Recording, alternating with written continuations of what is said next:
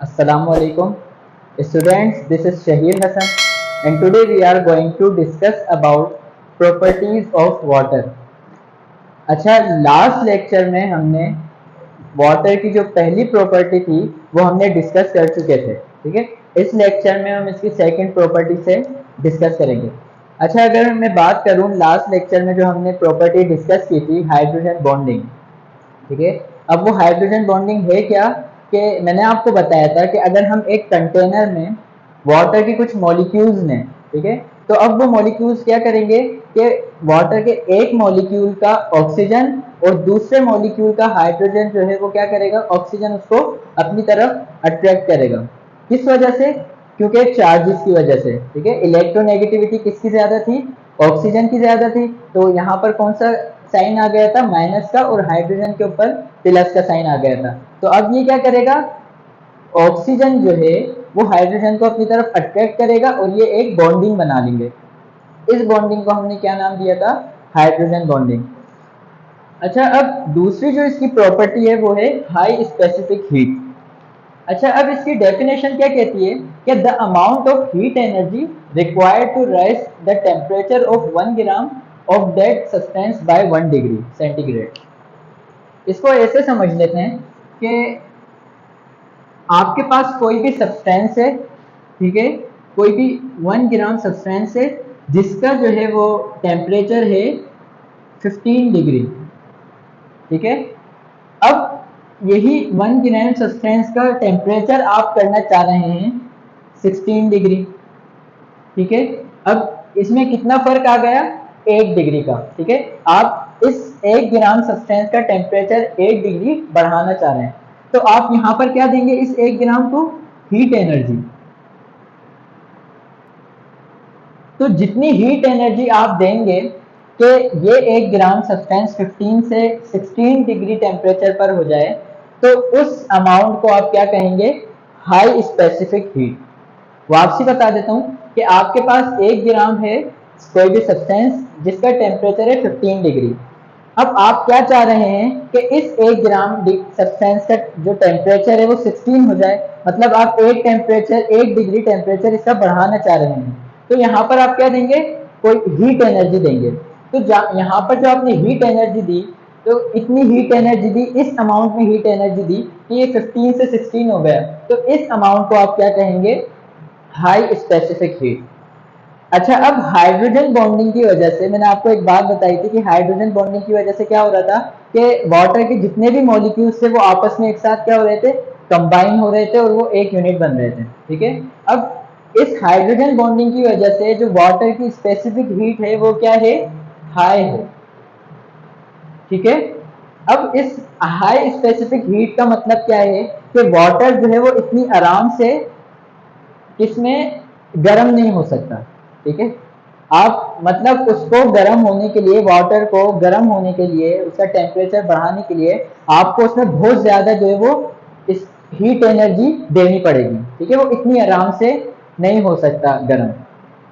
तो इससे फायदा क्या हुआ? क्योंकि हमारी बॉडी के अंदर 70 टू 80 90% जो है वो वाटर मौजूद है। ठीक है, अब इतना वाटर है कि जो हमारे जो जितने भी रिएक्शंस हो रहे हैं वो किसकी प्रेजेंस में हो रहे हैं? वाटर की प्रेजेंस में हो रहे हैं। तो अब क्या है कि अगर फॉर सपोज कि इसकी वाटर की स्पेसिफिक हीट लो होती, तो क्या होता है कि हमारी बॉडी के अंदर भी जो वाटर है वो बहुत आराम से जो है वो गर्म भी हो सकता था और बहुत आराम से जो है वो आइस स्टेट में भी चेंज हो सकता था। ठीक है, हम उसको बहुत ना उसमें इतनी ज्यादा हीट एनर्जी लगती गर्म होने में, ना उसके अंदर इतनी ज्यादा हीट एनर्जी निकलती जो कि वो आइस फॉर्म में, आइस स्टेट में जो है वो चेंज हो जाए।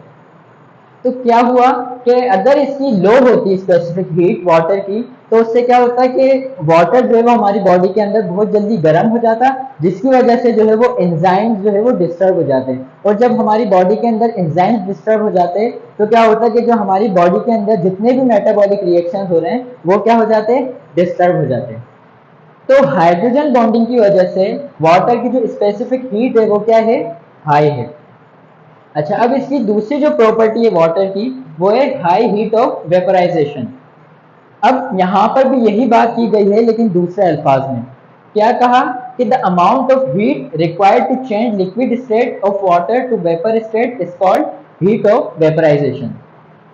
अब यहाँ पर हमने क्या बात की थी कि इस 1 ग्राम सब्सटेंस को हम हीट एनर्जी दें कि वो 15 से 16 में हो जाए टेम्परेचर इसका। अब यहाँ पर क्या है,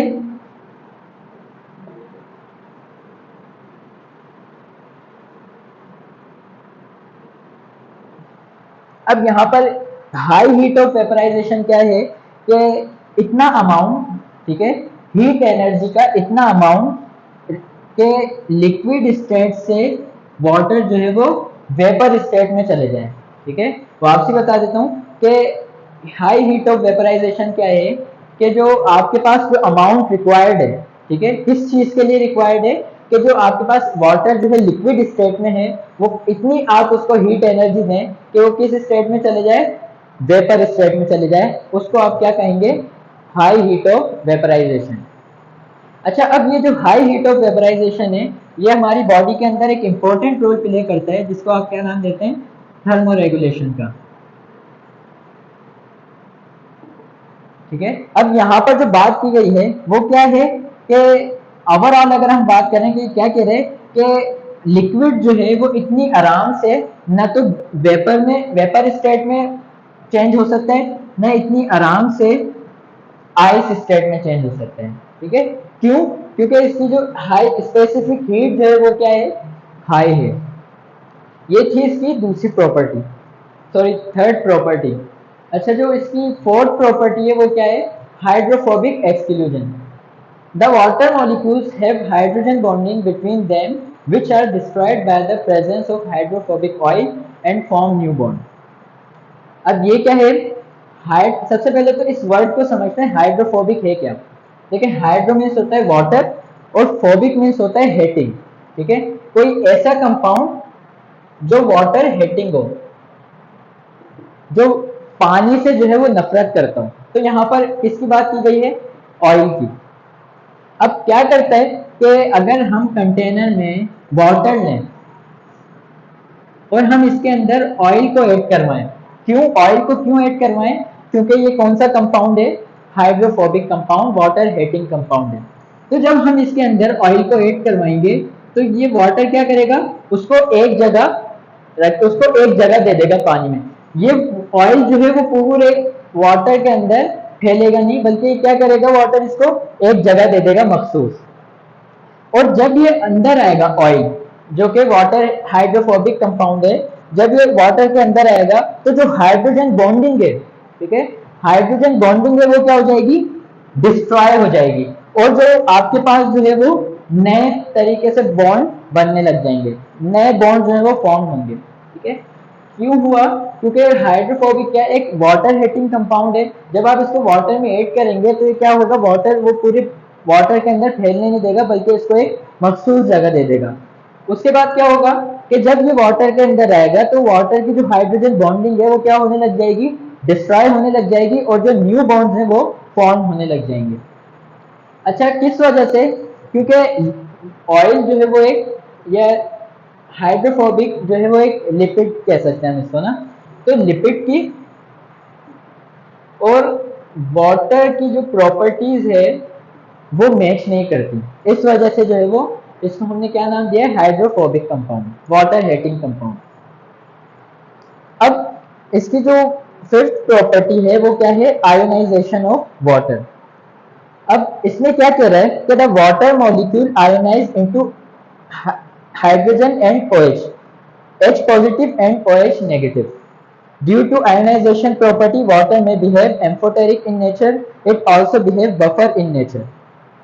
अच्छा, अगर मैं बात करूं वाटर की, तो जब हम वाटर को ब्रेक करेंगे, आयोनाइज करेंगे, ठीक है, जब हम इसको तोड़ेंगे तो ये किसमें टूटेगा, हाइड्रोजन पॉजिटिव और OH नेगेटिव। ठीक है, अब ये जो है ना एक रिवर्सिबल प्रोसेस होता है। रिवर्सिबल प्रोसेस का मतलब ये है कि जब आप इसको ऐड करवाएंगे तो ये किसकी शक्ल इख्तियार कर लेगा, वापसी वाटर की शक्ल इख्तियार कर लेगा। ठीक है, तो ये क्या होता है, एक रिवर्सिबल प्रोसेस होता है। अच्छा, अब क्या कह रहे हैं कि आयोनाइजेशन प्रॉपर्टी की वजह से वाटर का जो नेचर है वो, पहली नेचर तो क्या है, एम्फोटेरिक। ठीक है, अब इसमें क्या है, पॉजिटिव साइन भी आ रही है और नेगेटिव साइन भी आ रही है। अगर आप किसी मॉलिक्यूल को तोड़ेंगे, ठीक है, तो अगर तो वो H पॉजिटिव देगा तो इसका मतलब ये है कि वो उसकी जो नेचर है वो एसिड है। अगर वो OH नेगेटिव देगा तो इसका मतलब ये है कि उसकी जो नेचर है वो बेसिक है। लेकिन अगर हम इसकी बात करें वाटर की, तो वाटर जो है वो एम्फोटेरिक नेचर का है। एम्फोटेरिक नेचर मतलब ये है कि अगर आप इसको एसिड के साथ मिलाएंगे, ठीक है, तो ये बेसिक की जो नेचर बिहेव कर, ठीक है, जब आप अगर इसको एसिड के साथ मिलाएंगे तो ये कैसे रिएक्ट करेगा, बेसिक। और अगर आप इसको बेसिक के साथ मिलाएंगे तो ये कैसे रिएक्ट करेगा, एसिड। तो कहने का क्या मतलब है कि एम्फोटेरिक नेचर का मतलब ये है कि ये एसिड भी जो है वो एक्ट कर सकता है और बेसिक भी जो है वो एक्ट कर सकता है, इसकी दोनों नेचर्स हैं। तो इन दोनों नेचर्स को हमने क्या कहा, एम्फोटेरिक।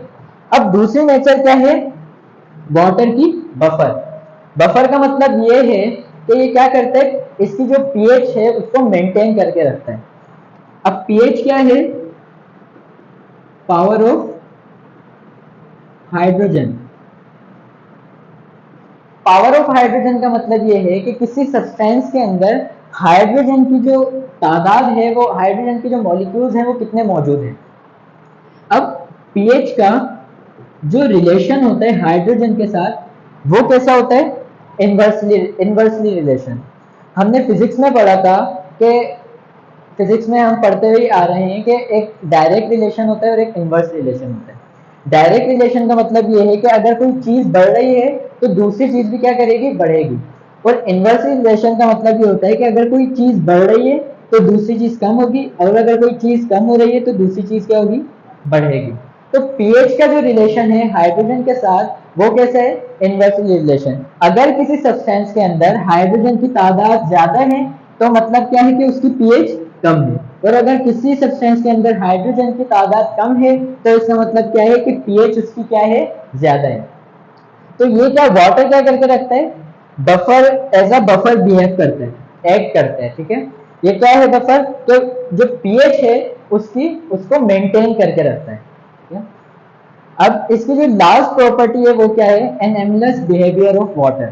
ठीक है, अच्छा अब यहाँ पर एक टेम्परेचर बताया है कि 4 डिग्री, ठीक है, 4 डिग्री टेम्परेचर पर अगर आप किसी मेटर को इतना टेम्परेचर दें, इतना लो टेम्परेचर दें, तो वो क्या करने लग जाएगा, कॉन्ट्रैक्ट करने लग जाएगा।